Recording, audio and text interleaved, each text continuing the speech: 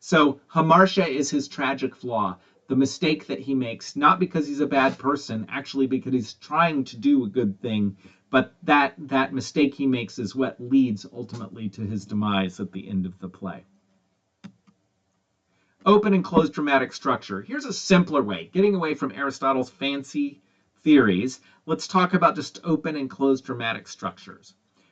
Closed dramatic structures are what most people think of when they think of a plot in a popular play or a popular movie or a popular TV show. Basically, it's a plot that makes sense. It's connected, all the events are connected by cause and effect, and it ends in a way that makes perfect sense. So it's more or less self-contained. There's a little exposition at the beginning. Sometimes there's even no exposition at the beginning to influence the play.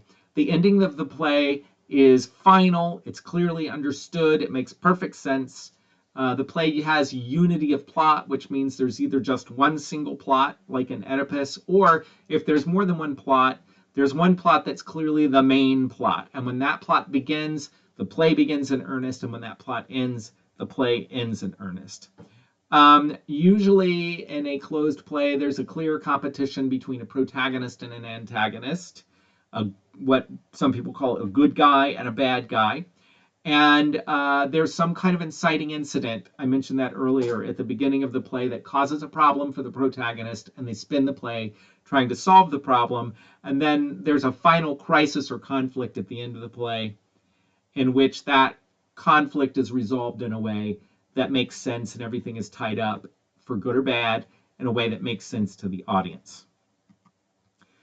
This is another image for you regarding closed dramatic structures. This is Gustav Freytag's Pyramid, in which he talks about a lot of the same things that I just talked to you about in regards to Aristotle.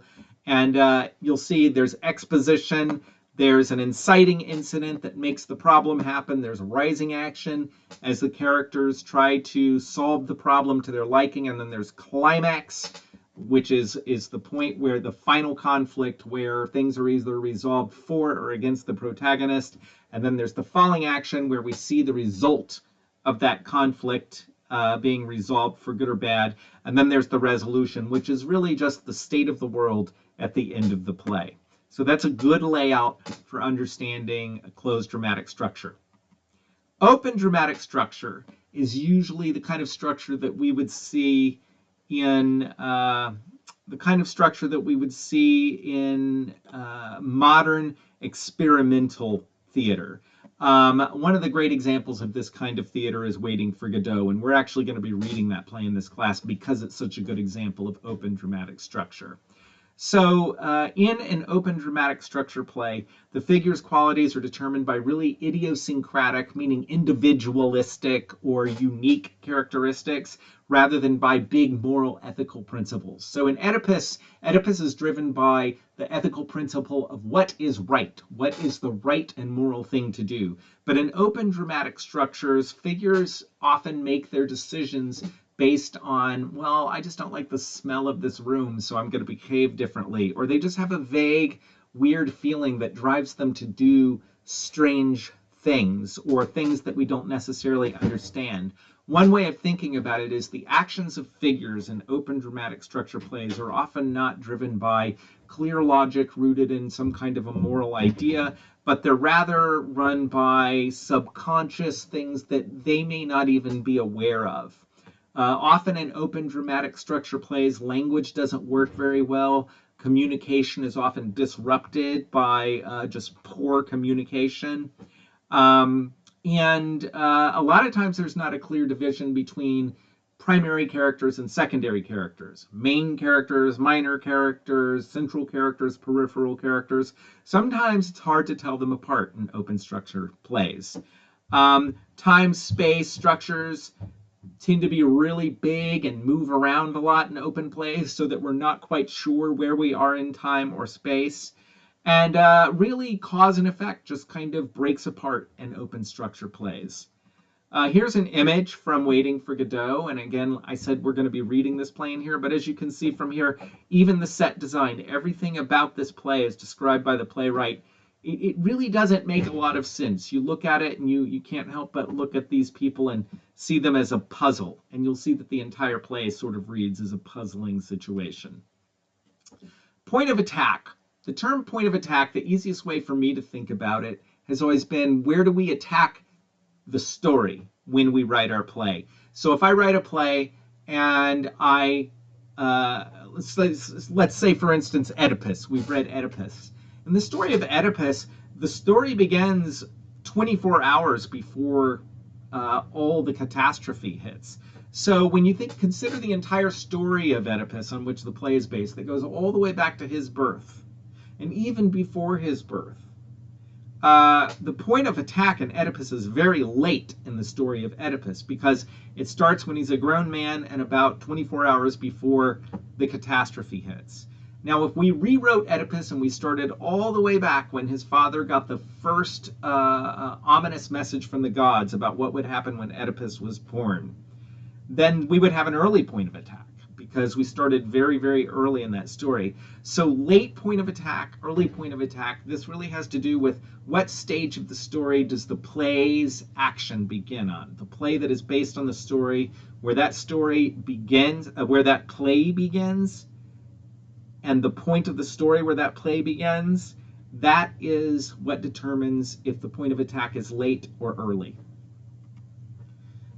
Every play script has a primary and a secondary text. And we're going to be talking about the primary text later, but just really quickly, the primary text of any written play is the dialogue and the monologues in the play. So whenever characters are speaking in a play, those words that they say are the primary text. The secondary text is everything else, and there are many parts of secondary text. There are titles, inscriptions, dedications, prefaces, dramatis personae, which are cast lists, act scene announcements, stage directions, the names of the characters written on the page. These are all part of the secondary text, and many of these can be used very effectively for analysis and understanding of a play. So let's start with the dramatis personae. What can we learn from a list of characters? Well, to start, the fewer characters we have, the less complex the play is going to be as far as different perspectives are concerned. The larger the cast list is, the more perspectively complicated the play is going to be. Now, let me tell you what I mean. If we have two people having an argument or a conversation from two different perspectives, that is going to be less complicated than if we have 20 people having an argument or a conversation from 20 different perspectives. So the size of dramatis personae, specifically, the size of that can tell us a lot about how complicated this play may be. There are other things we can learn from the cast list: the gender, the sex of different characters, the age of characters, the social class of characters, and the species of different characters. Are these humans? Are they animals? Are they creatures? Are they a mixture of them all? So these are all things that we can learn just by reading that one list of characters at the beginning of a play. Another thing that people often don't think about is the title of plays. We can learn a lot about a play just by reading the title of a play. So here are some functions that play titles can do. One is they can establish time.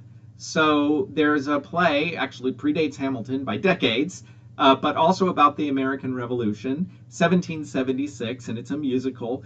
And that year tells us it's 1776. That's the year we're in. So the title establishes the time. There's another play that I like called Lone Star. Lone Star is a comedy, and the name should tell you that it's actually set in Texas, because most people know Texas is the Lone Star State.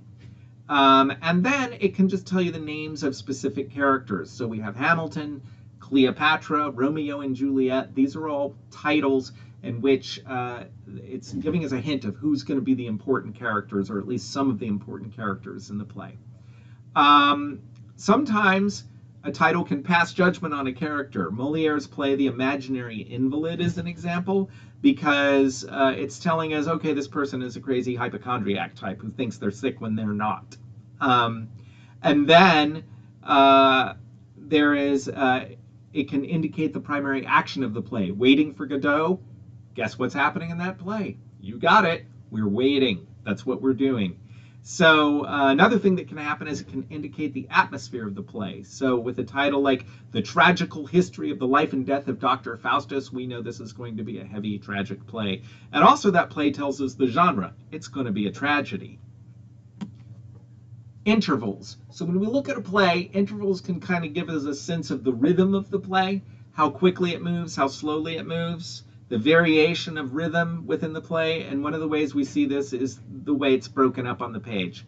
So acts are an interval, scenes are an interval, specific dialogues within scenes and monologues within scenes. These are all intervals. And just by looking at the frequency with which they change or how long they stay the same, we can get a sense of the pace of the play just by looking at those things.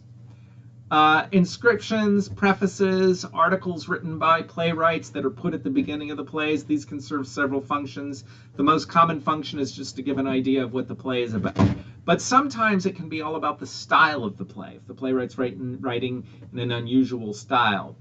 August Strindberg wrote a famous preface to his play Miss Julie, in which he talks about naturalism as a style, extreme realism as a style, because it was an unusual play in that time period. And then there are also playwrights that really just kind of want to speak philosophically about something that's tangentially related to the theme of the play. George Bernard Shaw is an example of a playwright who did that often. He wrote these long, long meandering introductions to his plays, and sometimes they weren't clearly connected in a major way to the play he was writing. Stage directions, they also have several functions. So stage directions tell us what figures are supposed to be doing when they're not talking. They indicate the physical appearance of the world of the play and the things on the stage, and also sometimes the appearance of the characters. They can give us insight into the emotional state of the figure. Some playwrights might say that, put in parentheses above a line, speak sadly or quietly to indicate something about the emotional state of the figure. If stage actions show someone in their pajamas getting up from bed and an alarm clock goes off, we know that it's early morning and they're getting up first thing in the morning. It can also indicate things that are visible to the visible to the audience, but not necessarily to the audience. So I'm sorry, let me restate that. Sometimes they can indicate things that are visible to the audience, but not to characters. So, for instance, we might have a character who's in the front of the room, and the audience sees a monster creeping up from behind. The script will indicate that.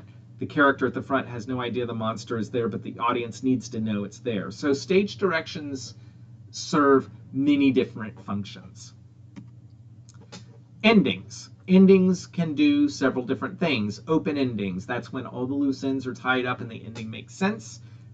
I'm sorry, reverse that. Open ending is when the loose ends are not all tied up and many of the questions are left unanswered. Closed endings are when the loose ends are closed. They are tied up and questions are answered and everything makes sense to the audience. Happy endings are endings where the protagonist either gets what they want or something they believed, which is good, turns out to be true. Unhappy endings, the opposite. The protagonist fails, dies, doesn't get what they want, or something they believed was a good thing ends up not being true, and the opposite is true. And that is dramatic irony, by the way, when somebody thinks they're doing a good thing and they find out at the end that it's actually a bad thing that they've been doing. We'll talk more about dramatic irony later. So these are just some of the basic large-scale concepts that I wanted you to think about as we were first going into script analysis. So go back, look at Oedipus again, and think about that play in relationship to these ideas. And feel free to send me some messages if you have any questions. Thank you.